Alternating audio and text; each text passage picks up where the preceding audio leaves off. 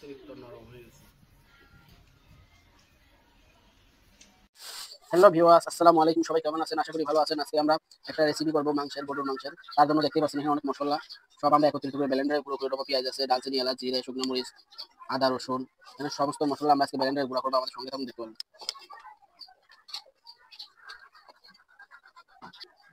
আজকে ভিন্ন ধরনের একটা রান্না হবে, দেখতে পারবেন আপনারা।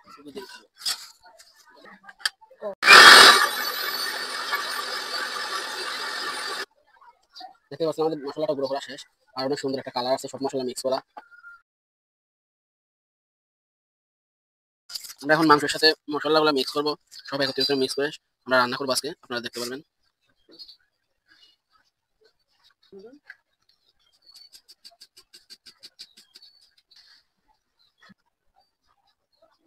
এভাবে সব মশলাগুলো মিক্স করে একত্রিত করে মাংসের সঙ্গে মাখিয়ে নিতে হবে।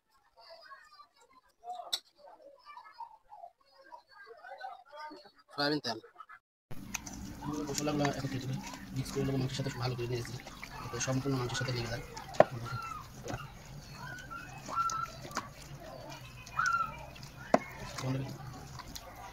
মশলাগুলো মাখানো শেষ। এখন আমি মশলা মাখানো শেষ, আমি এখন 10 মিনিট ঢাকনা দিয়ে রেখে দেবো।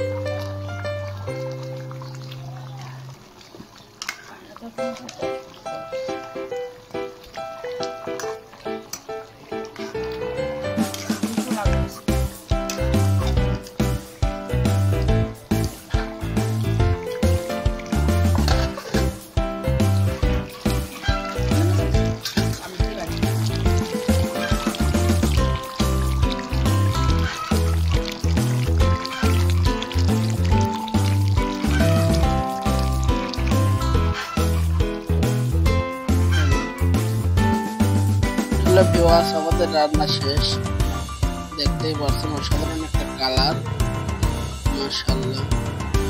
এটা খেতে জানি কিরকম একটু মজা লাগবে, খেলে বোঝা যাবে। চমৎকার একটা রান্না, আমি এখন টেস্ট করে দেখবো। অতিরিক্ত নরম হয়ে গেছে।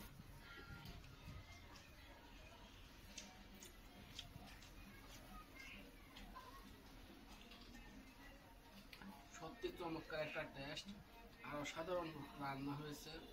আর ভাত দিয়ে খেলে আরো ভালো লাগবে।